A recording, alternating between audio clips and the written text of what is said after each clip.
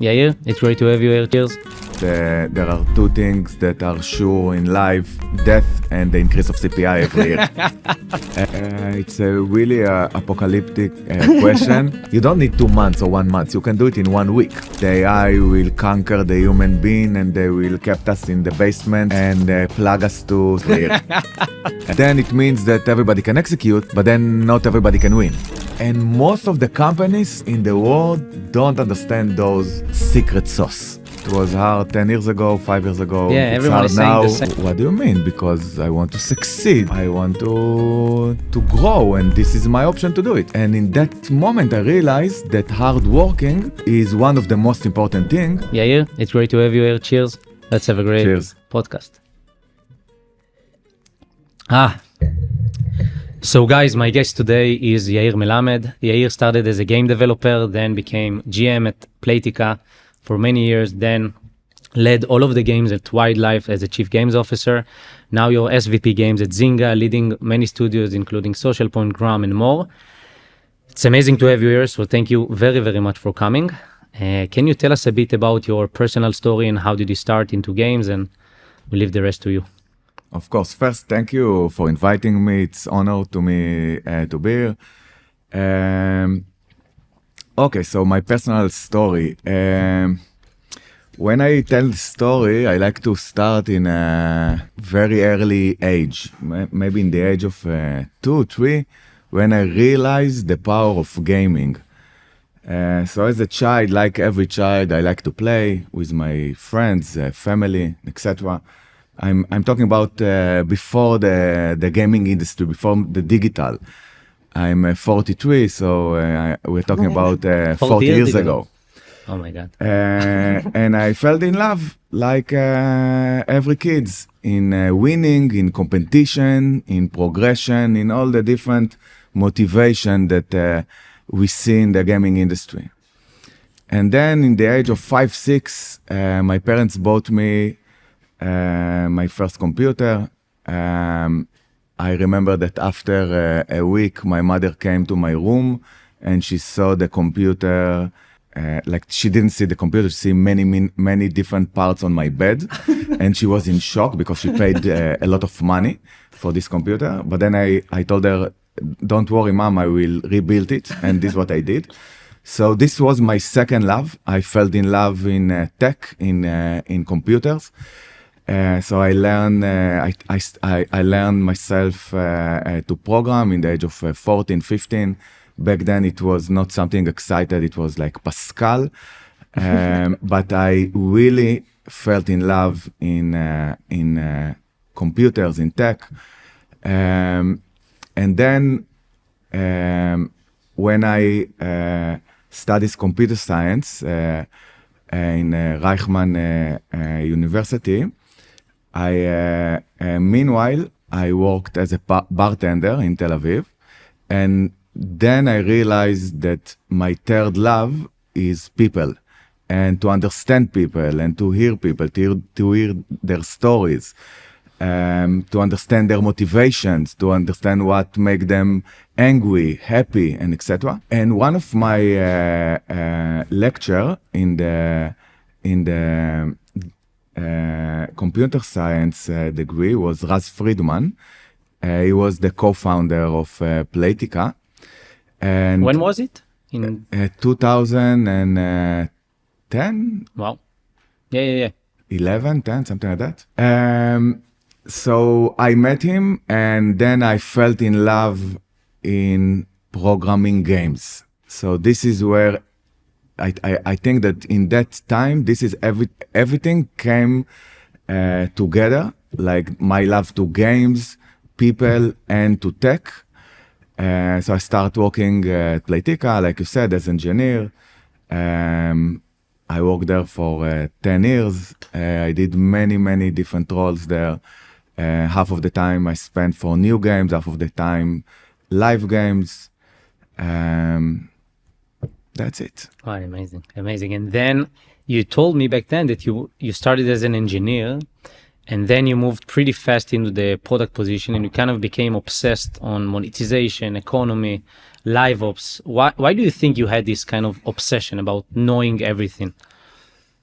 So look, it's a very funny story because I really like the things that I did. I remember one time that I came back home and I told to my wife, back then she was my girlfriend, I told her, look, we are doing something and we release it. And after an hour, because we have so many players, we understand if the players like it or hate it, or they're willing to pay, or they're willing to play more. And it's amazing. And I'm so happy to work. And I don't believe that they pay me to do this work, because this is what I like to do. Back then, it was very special timing because Playtika was one of the first product B2C company in Israel. Back then, there was, I think, Waze and Playtika, maybe Wix was the third one. So there were no product people in Israel back then. There were very low number of people that can do it. And I was engineer, probably not the best one, I can tell. And I also was a gamer. So I knew what the players want, and I knew how to make the spec and the PRD in such a way that the engineers will understand what to do. And it was the perfect combinations. So I was pulled from being an engineer to start designing the features. And it was the beginning of the crazy journey. Wow, insane. And now I think one of the most special thing about you is that in Playtika you managed a lot of people. In wildlife you managed a lot of people as you was the chief gaming officer. Now at Zynga you manage I think more than 1,000 people. And today, what do you think it really takes for a mobile game as executive to be really, really great? Like the best? What is required? So first, it's not about the number of people that you manage. I don't think this is how we should measure it. I think it's harder and harder to manage more people. I think there are two keys, maybe the most important things that executives should have. One is to still be obsessed to details and to understand what happened. And the second is to have the right team and to be obsessed to have the right team. Always to understand how can you make your team better and better. If it's with new hires or to make your team better and better. I think one reason that I can drill down so deeply into details is at Playtika, when I was a PM, I remember that I was like a few years and I saw my peers get promoted to be like a from product to team lead and for director of product. And instead of chasing the vertical promotion, I wanted to go to the side and build my base. I remember a sentence that Russ Friedman, this lecturer, the co-founder of Playtika, by the way, I owe him a lot in my career. He taught me almost everything. So he told me, look, if you have a bigger base, as you will grow, it will be more stable and you will not fail. If you will have lower base, once you're gonna get bigger and bigger, it can be shaky and then you will be, you can fail. And this sentence stayed with me a lot. So in that moment that I could be promoted in the product vertical, I decided to go to the side. And back then there was a new expertise in Playtika and in the gaming industry. This expertise was called game economy. Now there is no company, gaming company without this expertise. So I dig into it and I designed many features economy. And then I went aside to understand how can we do the best monetizations and VIP and segmentation and live ops. And after a few years, I got my first promotion to be a GM. And then I was able to go to the details in all the different discipline of a game studio. And I think this is something that I maintain until now. And even now that I have many employees, I try to be in the details and to help my teams ask the right questions. And my team knows that I want to understand the details. So also my team wants to know the details of everything in the business. And this really helps me, because then when I feel that my team is strong, I can think about how to grow exponentially the business, what is the new thing that I need to do, and etc. So it's like actually it's amazing, because it's the tension between strategy to be in details. And you're saying that because you're involved in the details and you make the team involved in the details, it makes you able basically to think about strategy and the growth and the exponential next steps. Exactly. Because in the end, it's all about balance. Yeah, like everything in life. If I would be only in the details and I will make all the decisions, so I will not have, the team will leave me, or either it will not be the best team because I will have a team that cannot take decision. So this is not something that I want, because I want to scale, I want to grow, I want to explore new things, I want to invent new things, I want to grow my business exponentially, not only make optimization. So for this, I need the best team ever. So in order that they will be in the details, I need to be in the details, but then when they in the details, I can look up. Wow. Actually, it's amazing because it's both Yoni, my co-founder, and I were thinking about it a lot, like how much in the details we should be, because what we've been hearing, with all of the, let's call it executive books, you should set strategy, think about the future, blah, blah, blah, blah, blah, which is of course important. And you should let the people be in the details and make more the strategic decision, which of course it's one part of executiveness. But a great podcast of Lenny with the CEO of Airbnb, it actually speaks about it. So I think what you're saying is relevant not only for games, but in general for executive in the tech or in the general world, like how many in the details you should be involved. The CEO of Airbnb is telling that until now, he's involved. It's a huge company. I don't know how big it is. It's thousands of employees. I think they're worth more than $100 billion. I don't even know now. But he says that he's still in the details and he should be in the details. He's very product oriented. So he knows every part of the PRDs. He's involved in every features. He's very involved with marketing. And he's actually did a very nice combination that we can speak about maybe later, but the combination between product and marketing kind of combined this both position, which is very, very interesting take, because, in games, UA in general marketing is very close to the product teams. But yeah, it's also validating for me that being in the details now matters even more. And especially like you're saying, when you want to have great teams and you don't want, it's not a measure of success, like how big is the team, right? It's how good it is. And if you grow the team, it's not an indicator for success. So you don't necessarily want it to be big because it's, sometimes less efficient and etc. So if you are in the details, maybe you can make more, let's call it scalable solution, scalable decisions, to build scalable processes and etc.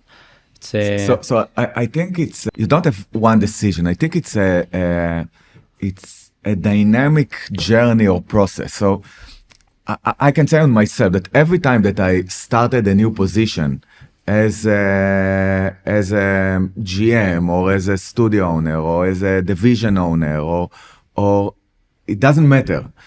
I use my first year at least to drill down in all the details to understand the product, the players, my people, my team, to understand the risk, the opportunities, and to understand all the details.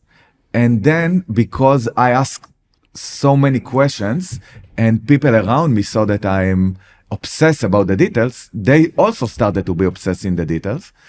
And after a year, after 2 years, after 3 years in that position, so you are looking to your team and you say, okay, they are better than me. I have better CTO that I can be. I have better product person that I can be. I have better economy or UA or whatever. So I trust them that they are in the details. They can take better decisions than me. So I can ramp up and come back to strategy and build the strategy and the growth and okay, what is next? How my business will look in 3 years, in 5 years.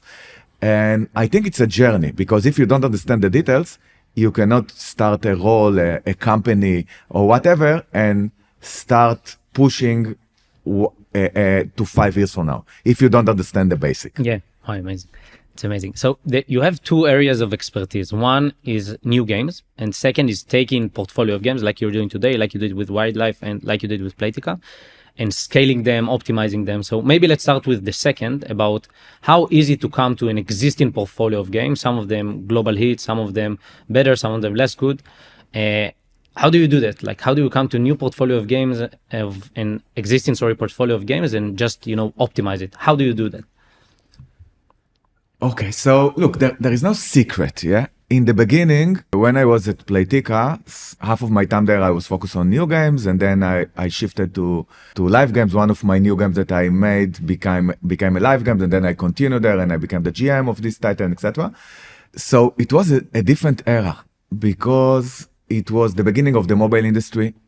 In the beginning, it was very hard for people to pay and to trust this new concept that you play in the phone, you cannot earn anything, and you need to continue pay or play. So as the time passed, the average revenue per user was increased, and the engagement and the retention was increased. So it was very easy to succeed back then. Mm-hmm.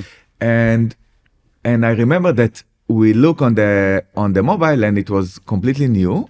And we were very inspired by non-mobile gaming. So we were inspired, for example, from different genres in the world.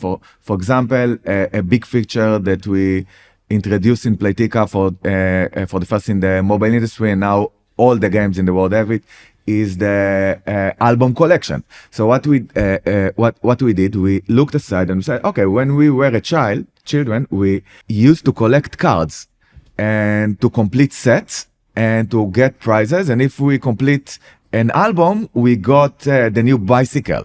And it was the most crazy thing in the world, because as a child, I could win something from collect.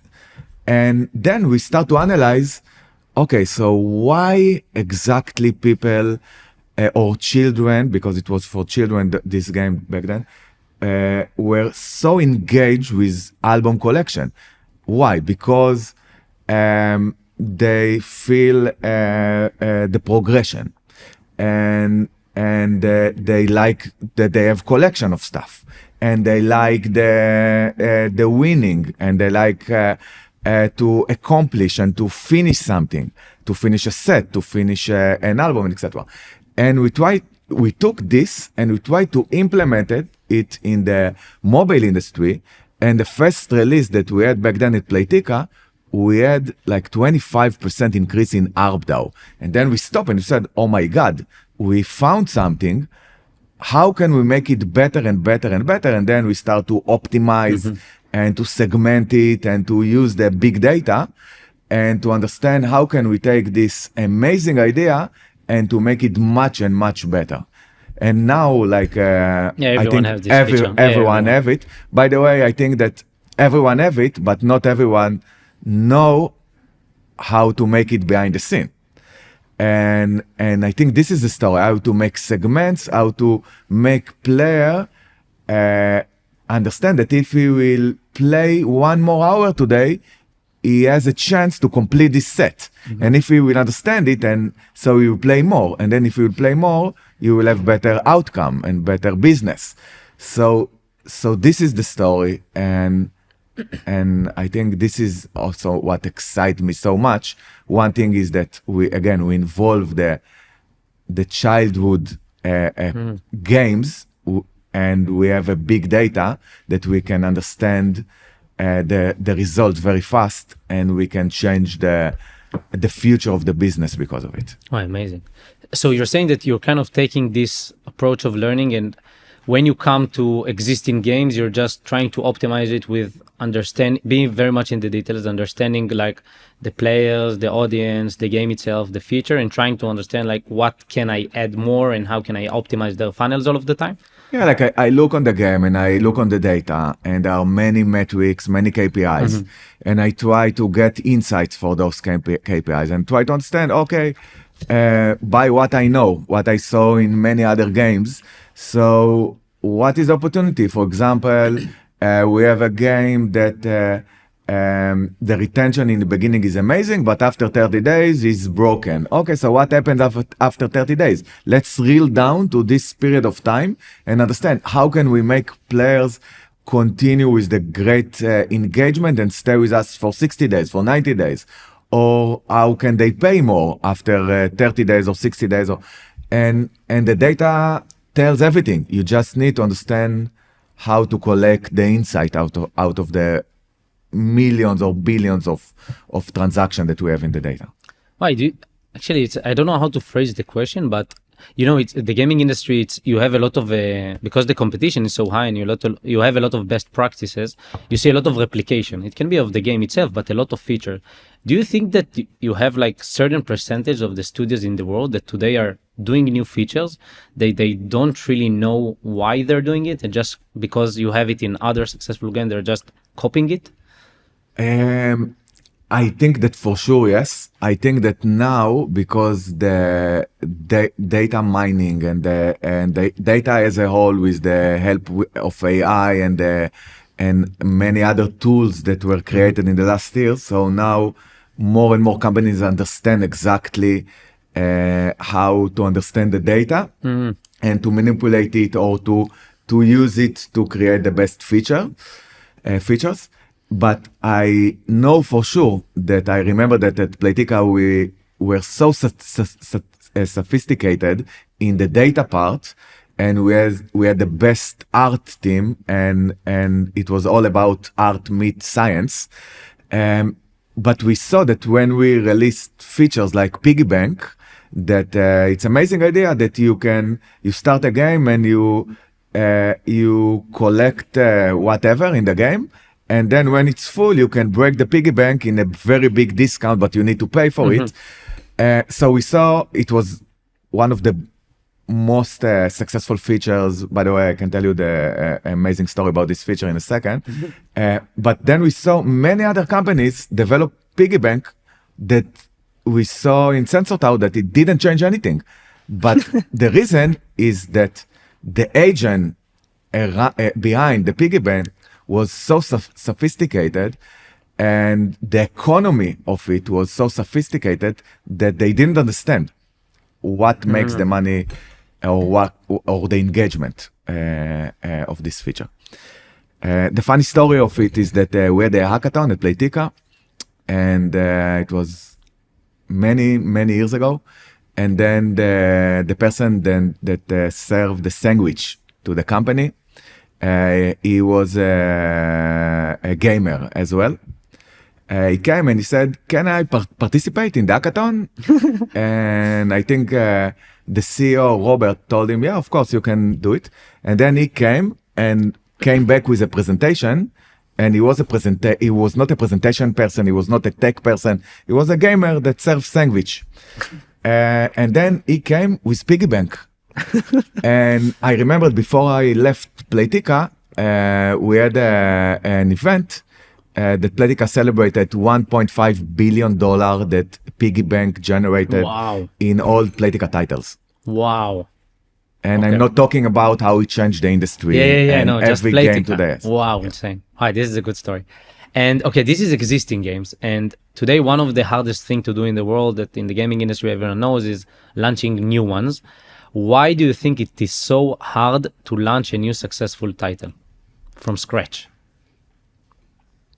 Okay, so first it's hard, yeah. It's not easy. I think that 15 years ago it was much easier because buying players was much cheaper. The CPI increase every year. There is a joke that we have in the company that my VP of UA always says is that that there are two things that are sure in life: death and the increase of CPI every year. It will be quoted. It will be quoted. Okay. And I think this is the first reason that CPIs are increased every year and the margins are cut, and it's very, very hard to scale a game. To buy now million players, it's much harder than it was 10 years ago. The second reason is that, think about it. Our industry, the mobile gaming, is very young industry. It was invented 15 years ago, maybe a little bit less, 14 years ago, 15, I don't know. And it was a big shift in the player mindset. So in the beginning, there was small group of people that were willing to play in the mobile. And then there was a small group of people that were willing to pay in the mobile. And then this barrier or the trust in the platform, in the stores, was broken, and more people started to purchase. And today, I think that first, it's very hard to find new players that will join to the ecosystem. So it means that you always fight on the same players with all the other competitors, and you have today much more competitors. And the second is that in the first 10 years, it was much easier to increase their ARPDAU, average revenue, because this trust issue that was broken year after year. And today it's much harder, but I think it's still a good business, because a successful game can hit, 30% margin with a small investment. To create a game, you need few millions, and then you can create a business of 100 million, 500, like a big business. And it's still very good business if you compare it to other industries that you need to invest much more in order to have your first product. Okay, if we divide new games launch let's try to do it in different, let's call it stages. The first stage is like finding the concept of the game, the mechanics that you want to focus on. Puzzle Match 3, the easiest example. And then you have the testing area, when you're saying, is it worth to invest more? Which I assume this is the few 100,000, I don't know. And then you have the scale part. In these three parts, what is the stage that you think became the toughest? Let's call it game concept ideation, testing phase, or scaling phase? I think because there is not right or wrong, and there is no formula, the all three phases are equally hard. I cannot say that one phase it's harder from another. Maybe the first one of the ideation, it's something that you need to invest less, because in the end, you should come with some hypotheses, and the hypothesis should say, okay, I probably have an audience that will play my game because ABC, and probably I can make it a business because similar competitors. Probably I can fight this area because it's not red ocean. I still can make change. So this is maybe because it's a thinking phase, maybe it's a little bit easier. But then the middle one is to make your hypothesis fun. So I call the second phase finding the fun. And this is very hard. And how can we measure finding the fun? It's also hard. So you should run a hypothesis. So I like to say, okay, I find the fun if players play my games at least X minutes in the first session, and they will come back in a certain amount of percentage in the second day.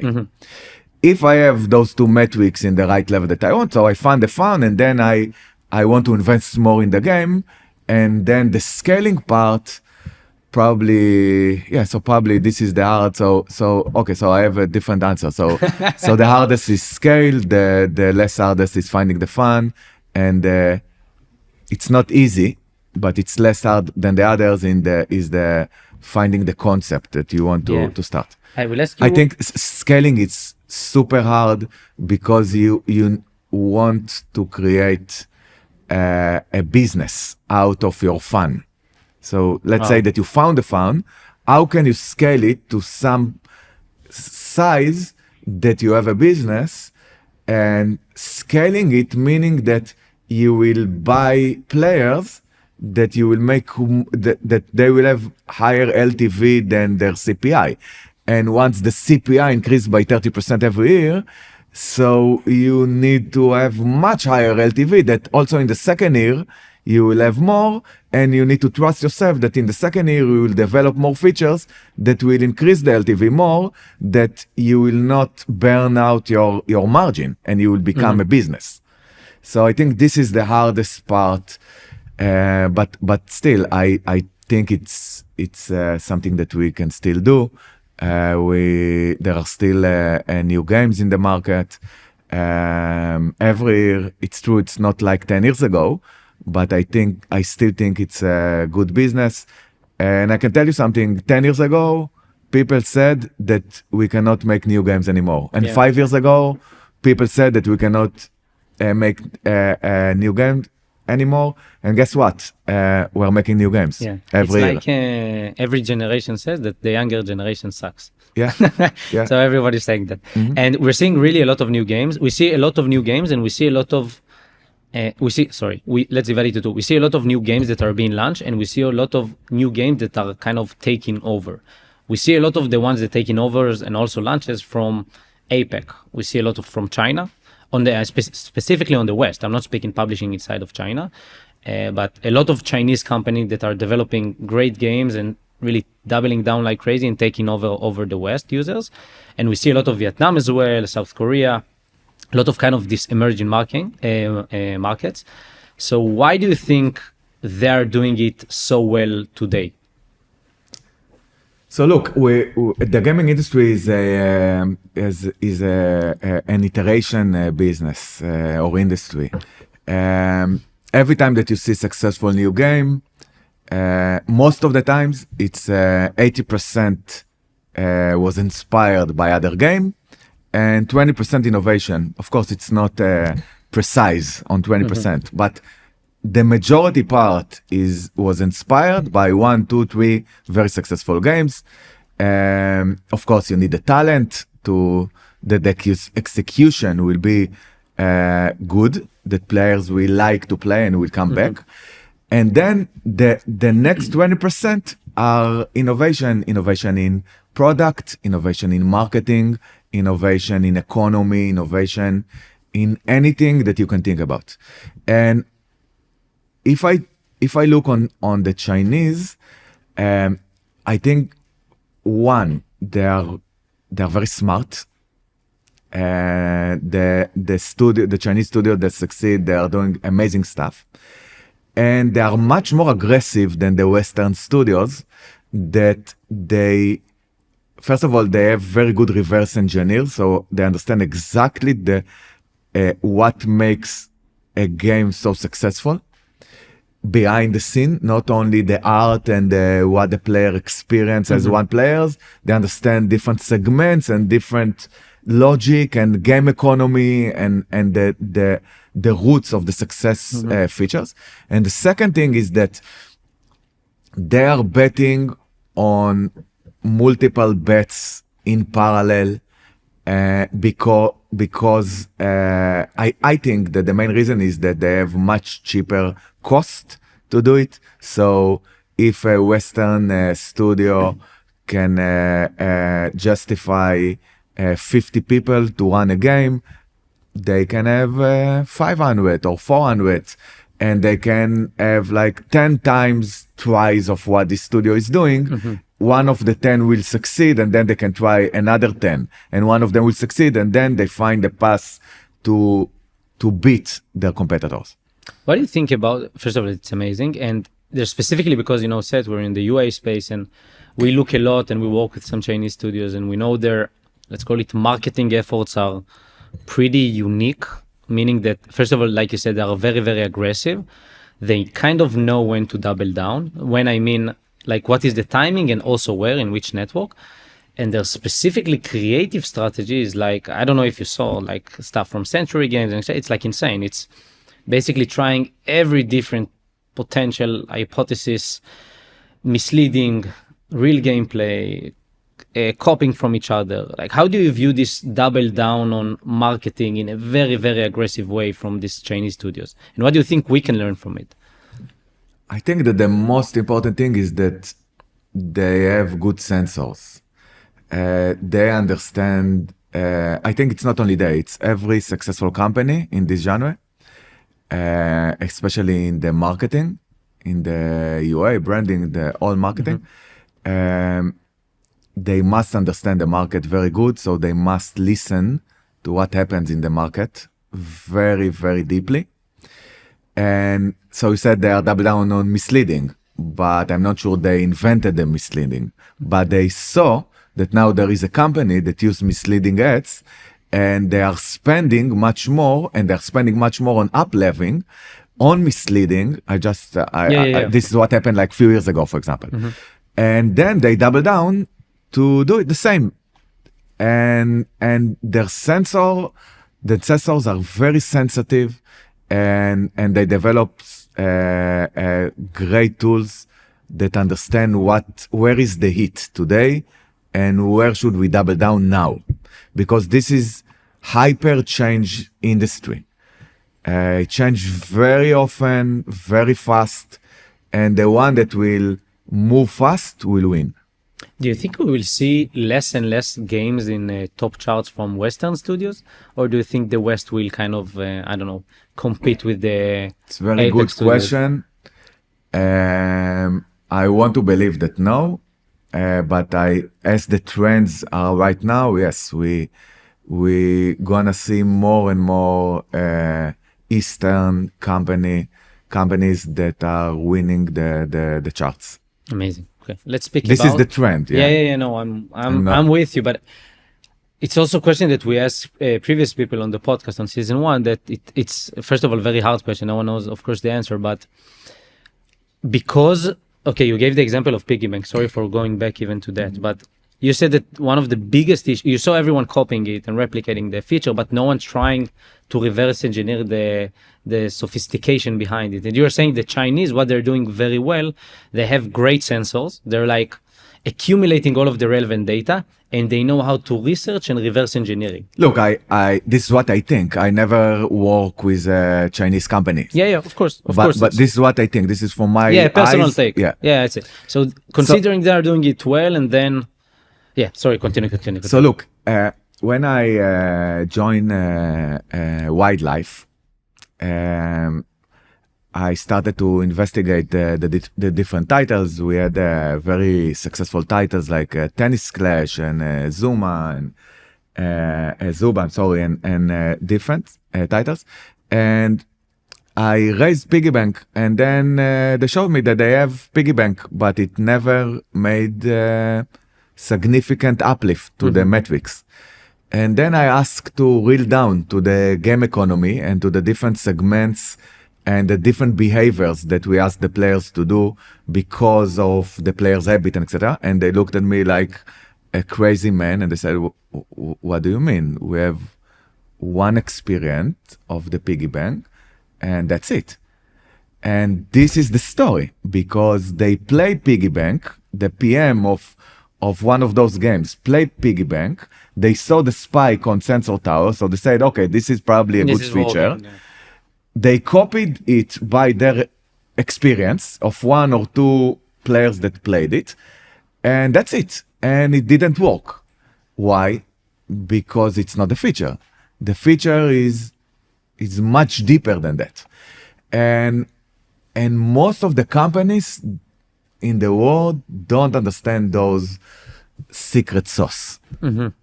Yeah, and it's of course, it's your personal take, it is my personal take, but it's kind of resonate in my mind that there are like the Chinese studios, the Vietnamese studios, also some of the maybe Turkish studios. Actually, everyone, it's a must, let's call it must-have feature to be able everyone is looking at the competitors, also us. You always look aside. Yeah, of course. And you're trying to understand what you can take from them. To be inspired. Exactly. And the inspiration part, after you inspired out of something, you need to really, like you say, to reverse engineer why it's working. The why, I think, is what, I don't know if, again, because we don't have the real answer, but maybe we can take it for everyone that is listening. I think that the answer here is that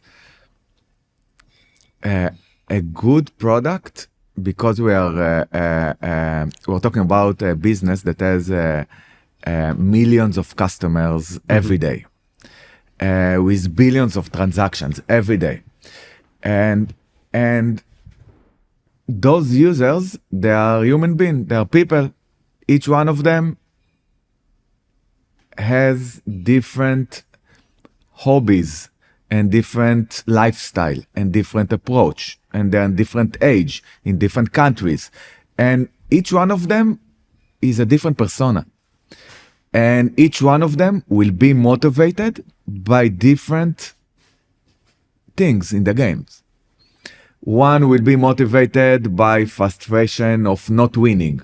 One will be motivated by winning. One will be motivated by progression. One will be motivated by beating his friend, okay, in the leaderboard, or stealing from his friend. So it's different motivation for different personas. The secret is to understand what is the main personas that you have in your games, because it's different between every two games, and to understand how to design your features that will make as big part of your audience engage with it. And it's very hard, because when you have a shirt in Zara, I don't know, so one segment will like this shirt. Maybe it will be big segment, small segment, but not everybody will like this shirt. But in gaming, it's different. You have piggy bank. I want that everybody, or like 80% or big percent of my players, my user base, will be engaged with this feature. How can I do it? So I started to go down and build different experiences for different kind of people. And when you as a PM, you don't understand this mindset, and you design the feature by your experience, you miss 99% of the opportunity. Wow. This is this was amazing. And I think now with the revolution of AI, it can be changed significantly, because potentially, theoretically, in 2 years, you can run 1 million agents that will represent each one different personas, that will reverse engineer a feature and will understand the secret. You mean this to simulate the audience reaction to specific feature? Yeah. Or to build the next feature that will answer, that will understand that this group like motivation and war. These features like social peace and collection, this segment, and then you can design one feature that will answer many motivations in the game. Yeah, simulation is a very big thing that we are also working on. On the marketing side, it's also relevant to understand how people will react. Of course, it's very similar. It's very similar. Yeah. It's because very hard. In the end, it's the people that you are targeting are players. They want to play. You want to understand how can you catch them in 10 seconds, in 5 seconds, in 30 seconds, that they will click. This is what it's all about. It's very close to the games, because when we release a game, or when we have a live games, we want that player that already install and log into the game, we want them to spend as many time in the game, or as many sessions, that will come back, that will pay.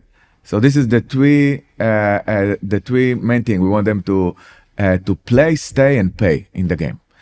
And it's very similar to what you're doing. You're doing it in a hyper mode, because you have only 10 seconds to impress the players, that they will click. We have a little bit more, but again, the first impression, it's the same thing. It's like the first, minute in the game, player understand if you will play or not this game. Oh, amazing. If you spoke already about this thing called AI, so what is it? AI, some artificial something intelligence. Okay. Everyone, you have some tools, but if we're speaking a bit about that, so one of the biggest stuff that we're also saying, it's relevant for the entire world, and you just said it, that building is become easier, meaning that distribution will become harder. It's not only for games, for any type of business, considering the building part, the coding the game, not speaking about crafting the fun, because this is again still the secret sauce. And Elon Musk is trying to solve it with Grok. We are trying to, not to compare us to Grok and Elon Musk, but we are also trying to solve it instead, to craft the fun. But putting that aside, to build the feature, to build the game, to build the product, it's just becoming faster. Meaning that you will have more, let's call it sharks in the pool that will grow pretty exponentially. Let's say that until now you had 100 games fighting on one user, just throwing 1 million. Yeah, but comparison number. And my assumption that in, I don't know, a few months, but probably next year or two, it will be 500 games fighting on the same user, because people are not growing exponentially like building with AI. Because I think that's it. Maybe we have a little bit in Africa that can grow, India can grow, we have some emerging markets. But not exponentially like the AI building. Yeah. So actually, it's a pretty apocalyptic question. What do you think will happen to the industry? Like after we will reach to a stage that it will be easier, really significantly easier to build games and to test stuff and etc. And the CPI just will go like crazy. So what do you think will happen with the industry? It's a really apocalyptic question. I think that the AI has two stages, main stages. One is to make what you're doing much more efficient, and two is, like you said, to build the next thing alone.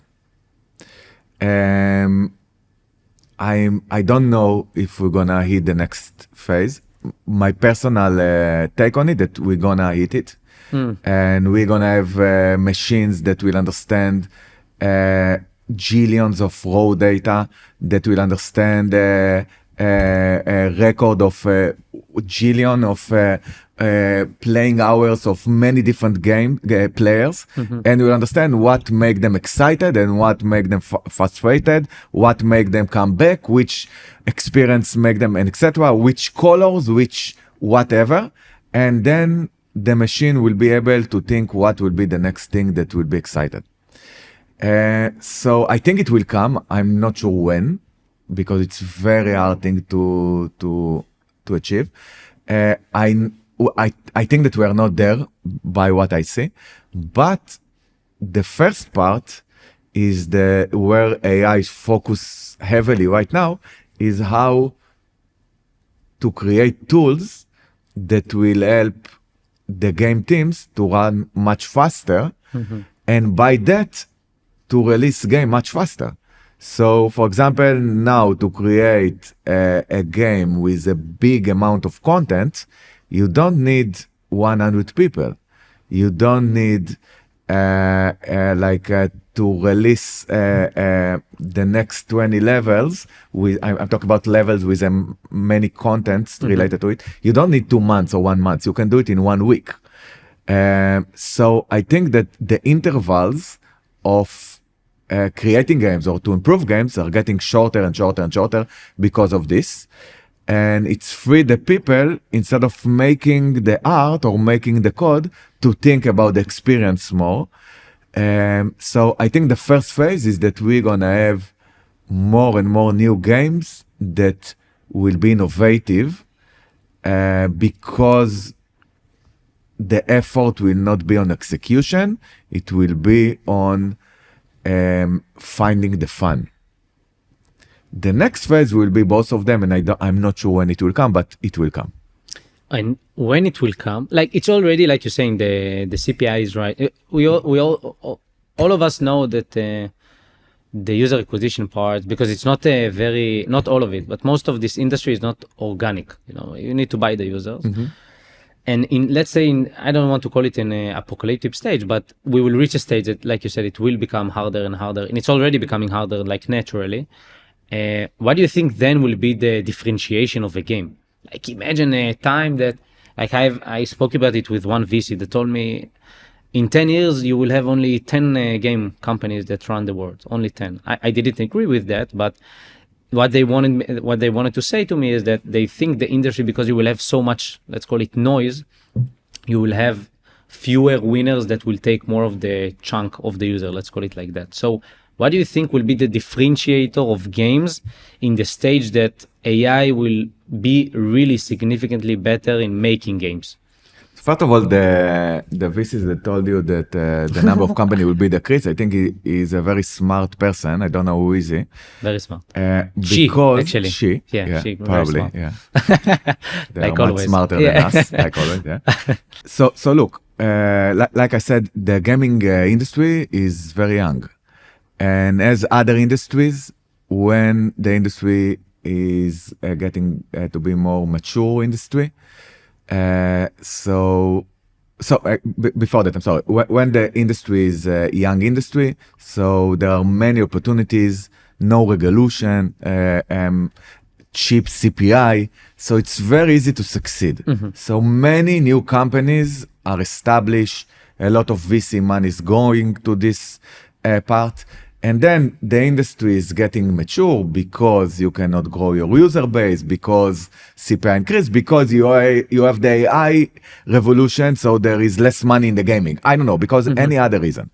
And then you have less and less new companies that start. You have more big companies that buy medium-sized companies and small companies because their margin is cutted because the CPI increased, but they need to continue grow because they are big companies and they are measured by growth and by EBITDA and etc. So they need to create more. So as many other industries, when the industry is getting in more mature phase, you have less and less companies that rule this industry. So I think it's not out of the blue to say that you have in 10 years only 10, maybe the number will not be 10, maybe it will be 50, but it will be much harder than now to get this first barrier of creating a company. Wow. So it's not, I'm sorry, I didn't answer your question, but... No, but you started with it and then the distribution part, like how do you win after that? But you're saying that it's very... It will be harder to distribute and you will need to innovate and to come with experience that players didn't see before, and it catch their eyes, and you came with a product that players want to spend time on, because in the end we are selling entertainment, and you need that your content will entertain your audience. And how to do it in everything is the same, you need to bring something that is not the same. So actually it's very generic answer. No, but you're saying it's actually really relates to the development of AI, and I will explain myself. But you're saying that probably because distribution will become harder, you need to be more unique in terms of innovation, to conduct maybe more research. Maybe we will see that if we spoke before on the 3 stages of game launch, maybe actually the research part will, I don't know, become... Yeah, maybe. Maybe more well thought. I agree with you that at the end you need to let the data speak, but it's also related to the development of AI. You know, you have a lot of different opinions of where AI is going, and you have Ilya, the former chief scientist of OpenAI, that now opened also safe super intelligence, something like that. And he said it's very, not apocalyptic, but, you know, disrupted the podcast with Dwarkesh, that he said, we're going back to the research phase of not scaling anymore, because he said that the LLM reached to a certain topic. So you kind of have the same opinion of Ilya. Why? Because the execution part is getting cheaper and easier because of AI.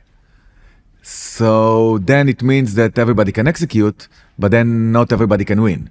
So how can you be different? How can you be unique? How can you succeed with a big competition era in a more red ocean? You need to be a shark. I think it will be very, very hard in the future. Yeah, but then it was hard 10 years ago, 5 years ago. Yeah, it's everyone hard is saying now, the same. but still... it's a very big industry. This is what is very, very nice about it, because you have so many users. And look, I think that people will want to be entertained always. Maybe when the AI will conquer the human being and they will keep us in the basement and plug us to something that we will generate electricity for the machines. And I'm just kidding, but maybe then we will not have the needs to be entertained. But until this phase will come, it's as a joke, we will always wanted to be entertained, and maybe it will not come from mobile gaming. Maybe there will be a new platform, but it's very hard to understand what will be this platform. So the most hittest platform is gaming industry today. Mm-hmm. And do you think in 2026, where do you think AI will impact the mobile game industry the most? Like, where do you think are the focus areas of AI in 2026 mobile games? So again, like I said, in the execution phase. So efficiency, game development. Understanding data better. Mm-hmm. I really wait to the minute that AI will help us in game economy and to design experience for the players by understanding big data of experience, understand user hobbies, and to understand how to make the hobbies a little bit longer in the game, and understand people needs in the game, and understand what makes success. And then help us with this. But until then, it's in the art development, pipeline, development, analytics, and any tools that help us run faster. Mm-hmm. Do you think that will be a stage that you will have a game company that is run by I don't know, like a huge company in terms of revenue, but by one person? No, I don't know if one, because it's one can't do it all, but it's very complex. You know it better than I, but to run a mobile game, it's very complex. People are thinking it's, you build a game, you launch it, and it's very hard. Yeah, it's very hard. You have economy, you have monetization, you have live ops, you have marketing. And also you have a business that you want to maintain this business, and you want to maintain the margin and the profit for as long as you want, as you can. So if you have a successful game, amazing. How can you keep it, generate a revenue or generate profit for 10 years? This is the question. And then it becomes very hard to be in the top of the chart for 10 years, or to have an amazing business and to think about the next generation of games that you're going to have. So it's very hard to run, it's to run a business, yeah. Oh, it's But then you ask me if there will be a time that machine will make the job instead of us. Yeah, but then I can ask you the same question. Do you think that there will be a time that instead of us there will be two agents that will talk, and the listener will be agent that will listen, oh my God, and human being will not be part of this cycle at all? I don't know. Maybe I don't know. Oh, it will be insane. But I think that maybe we will live on the moon, but I don't know. On Mars with Elon. On Mars, yeah. But one of the it's first of all, it's a big question. Of course, no one has the answer. But I kind of view let's call it the job of the future as like you're becoming this kind of strategy. I don't know how much, like how our industry, like mobile games, will be disrupted by it. But I see it more in coding, because you have a lot of data on code. So the LLMs are really good at coding. So you see that still not the best. Still not the best, but it will be better and better, very soon. Very soon. But compared, to game dev, what happens in AI in mobile games? That the craft, let's call it the last mile, to make the pixel perfect, to make it 100%. This is much easier. Exactly. And in coding, you see, it's getting insane and like better and better and better. I assume in game also, but not at the same pace, because coding will be faster in my opinion. But what our assumption is that the people of the workforce of the future will be kind of a strategist, no matter if it's UA, product, and etc., that will know how to kind of guide the tools, guide the agents, tell them, kind of everyone will become, it's very product characteristic to be this, it very well, to do the right PRD, so to provide the right input to this AI system to get the desired output. So look, it will probably happen, but it's much harder than how you described it right now, because in the end, again, we are in the entertainment business. It means that we entertain people, and people are not machine. People are most of the time unpredictable, and their excitement level is changed very fast. If I will show you, I don't know, a game that you really like to play 20 years ago, and you will play it now, you'll say, what is this garbage? Like, what the fuck? It's not excited anymore, because your level of excitement was changed, and it was changed in the last 10 years and in the last 5 years. And it's on steroids. It's very fast. It's very dynamic, change very fast. And then you're talking about machines that will be able to predict what will be the next excitement level that will succeed to make something to the players that they will play your game. And maybe it will happen, but it's much harder problem to solve than execution. Then execution is, like you said, I will teach the machine what I should do, and they will do it instead of me. But it's different in designing entertainment, because again, there is no one formula for entertainment. Like if I watch a series that I like to see as a child, and it was the most funny, I don't know, Seinfeld. If today I watch Seinfeld, like, okay, why it's so slow? Like how can I? It's very slow. And back then it was the best series ever. Why? Because the level of excitement in the entertainment was changed. It was even not increased. It was different, completely different. Do you think there will be before I finish, like, do you think there will be like mobile games currently under the gaming industry is the biggest? Do you think we will see a shift in that? You have PC, console, VR and AR, which we saw what is happened with that. You have now, I don't know what future experiences we will have. What do you think will happen to mobile games? So it's a great question. I don't know as well. I don't think that anybody knows. Yeah. When VR came out, I really thought that this is the future. And apparently something was not progress from a certain level. Today, I don't see another platform like mobile that can succeed, but I'm sure that, let's throw a rocket. 20 years from now, I'm not sure that we're going to have mobile gaming, or it will not be as strong as today. Yes. But look, if 20 years ago, I would tell you, look, the movie industry of the will not be strong in 20 years, you will tell me what the fuck. So what will be strong? And today it was replaced with mobile. It was replaced with YouTube. Like today, the number one content generation or where people look for content is YouTube and Instagram and not movie theater, and it's not the same. So yes, I'm sure that, or I think that we will move to the next place.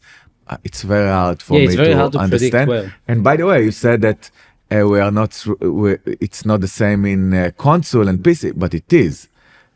Console is very strong. Like my kids, they have a PS5. The best thing ever. Best thing ever. They play like GTA 5 is the best played game in my home, and they're playing many games. And yes, they play mobile, but like a few weeks ago, I went to you can count the number of hours that they play, and they play on one of the games.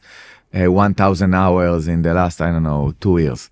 So they play a lot on the consoles as well. So players are still players, and a strong platform will still be here. I'm not sure they will be number one. Yeah, no, it's the next form of, you're saying it's very hard to predict the next Yeah. form of entertainment. And we Yeah. don't. But I don't know if it will be in 10 Yeah, years, yeah. 20 years. I don't Yeah, know. I think it's very, very hard to predict. Now, it's again Elon Musk. He has some prediction about how games Yeah, will he be thinks played that with nobody video. will work and you will not Yeah, need yeah, yeah. money and you will only be I don't know what will entertained happen with that. in the next. Yeah, yeah. No, it's funny. As a last question, I wanted to ask you about what do you remember as one of your even the best moment? I know I don't know if you remember exactly that, but one of the best moments you have in your professional career in mobile games, like a moment that you're saying, "Wow, it changed my realization, my thinking, my entire I don't know career path." I have two moments. One is before I started the career, okay, and one is in the middle of my career. So the one that before I started, and by the way, I always say that I owe my career to my two most important people in my life, two women, my mother and my wife. So when I study computer science in the first year, I told you I was a bartender, so in the nights I spent with people, and then I came to the university, sleep in the class. And in the first semester, I failed most of the classes. And then I told my mother that that's it. It's not for me. And she insists that I will succeed and I must try. And she gave me the confidence that I can win there. And then I study a lot, and I had the second chance in all those classes, and I had like a 90 average in this. And from then on, I succeed. The second thing is for my wife, is that my wife, when we met, she was really hard worker, and I wasn't. I went to work, and she was obsessed about her work. And one time I asked her, why you are so obsessed with the work? You have a life. And then she said, what do you mean? Because I want to succeed. I want to grow, and this is my option to do it. And in that moment, I realized that hard working is one of the most important things. And I remember that I changed my mindset, and this was like critical moment in my career that I started to be fanatic about growing and about succeeding and about going to details and working hard. Yes, I work in a gaming company, so it was work hard, play hard, but the work hard it's coming from the inside. This was like in the beginning of the career. In the middle of the career, I think that one very important moment was after 10 years at Playtika. I finished a condition of 3 years on one of the biggest titles of Playtika as a general manager. And I remember that I worked very hard to build very strong leadership around me. And when I hit the place, that the moment that my leadership was very strong, and I saw that the leadership can make the job without me even better than when I'm there, I decided that this is my time to leave this amazing school that called Playtika and to bet on myself. And I was a senior vice president at Playtika. I was very loved, very strong. Everybody listened to me, and everybody around me, maybe except of my wife, told me, "What, are you crazy? What are you doing? Like, how can you leave such an amazing place?" And I said, because I want to bet on myself. I want to understand that I succeed because of me and not because of what happened along the way. And I decided to leave, and I think it was one of the best decisions that I got. I don't know what could happen if I would stay, probably also good things, but it was good decisions because it made me see different approaches of companies, different cultures, different teams, different size, different positions, and it really helped me grow to the person that I am today, to understand the industry much better, to understand game development, new, live, to understand people better, to understand how to build strategy, how to impact, to understand everything that I learned in this school. I understood it when I left, because then I start to reference it with many other things, many other places in the industry. So I think this is one thing from the beginning and one thing from the middle of my career. This is amazing. I think it was the conversation when the tension between practical, let's call it tips, to inspiring more leadership tips, and this combination between them was really amazing. I'm personally inspired, really. I will not say that. I'm personally inspired, and it's amazing. I'm taking a lot of stuff for our leadership at SET, but more importantly, I believe that everyone that is listening to that will really highly enjoy. So my only thing to say to you is thank you for coming. We know that you are very busy. It was amazing and one of the best conversations I've ever had. So thank you, my friend. Muchas gracias. Muchas gracias. From Español. Thank you very much.